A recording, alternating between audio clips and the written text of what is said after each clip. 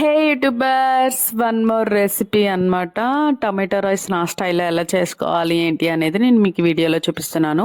దీనికోసం ముందుగా 2 glasses normal rice or biryani రైస్ని నానపెట్టుకున్నాను అనమాట కడిగి. సో మసాలా దినుసులు నేను ఇక్కడ రోస్ట్ చేసుకుంటున్నాను. అవి ఏమేమి వేసుకున్నాను అనేది మీకు స్క్రీన్ మీద ఇస్తున్నాను. అండ్ తర్వాత ఫ్యూ ఆనియన్స్, 3 ఆనియన్స్, 6 పచ్చిమిర్చిని చాప్ చేసుకుందామని చెప్పి అవి చాప్ చేసుకున్నాను. నెక్స్ట్ ఇక్కడ అల్లం వెల్లుల్లి పేస్ట్ ప్రిపేర్ చేసుకున్నాను ఆల్రెడీ. నెక్స్ట్ ఇక్కడ మనం ఏదైతే రోస్ట్ చేసామో దానికి కొంచెం కచ్చాపచ్చాగా ఒకసారి తిప్పిన తర్వాత నెక్స్ట్ ఇక్కడ పసుపు కొంచెం, ఉప్పు కొంచెం, కారం కొంచెం వేసి ఇలా గ్రైండ్ చేసుకున్నాను. సో చూసారా, ఆనియన్స్ అన్నీ చాప్ అయిపోయినాయి. నెక్స్ట్ ఇప్పుడు టమాటోస్ చాప్ చేసుకోవాలి. అండ్ ఇటు గ్రైండర్కి ఏమో ఒక 5 టమాటోస్ వేసి ప్యూరీ లాగా చేసుకోవాలన్నమాట.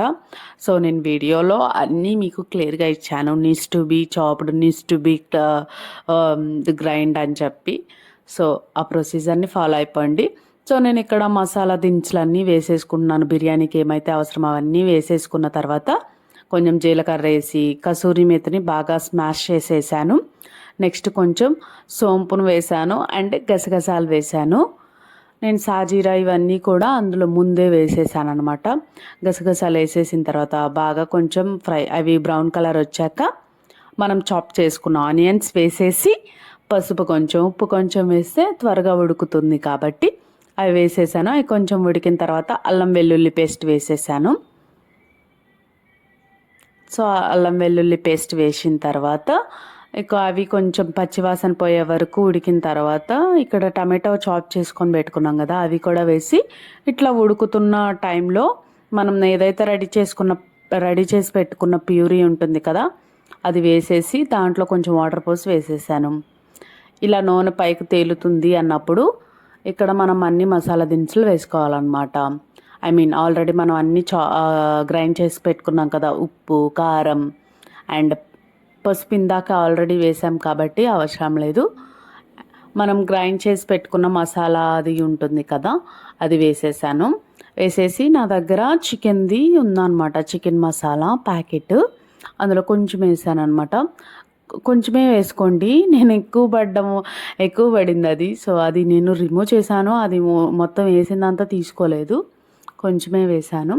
సో అంతా ఇట్లా కొంచెం నూనె పైకి తేలుతున్నంత టైంలో ఇలా బియ్యాన్ని వేసేసేయడమే. వేసేసి ఒక 2 మినిట్స్ సిమ్లో పెట్టేసి కొంచెం ఉడకబట్టనియాలి వీడియోలో చూపిస్తున్న విధంగా.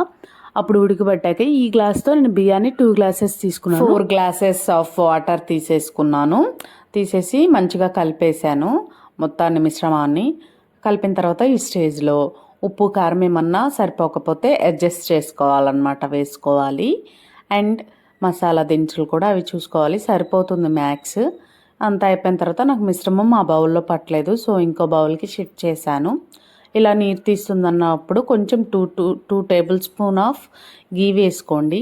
చాలా టేస్టీగా ఉంది అండ్ స్పైసీ లెవెల్స్ బాగున్నాయి. పెరుగు చట్నీలో అయితే చాలా బాగుంది, మీరు ఒకసారి ట్రై చేయండి. ఎలా వచ్చిందో కమెంట్ సెక్షన్లో please subscribe to my YouTube channel. Bye bye, thank you.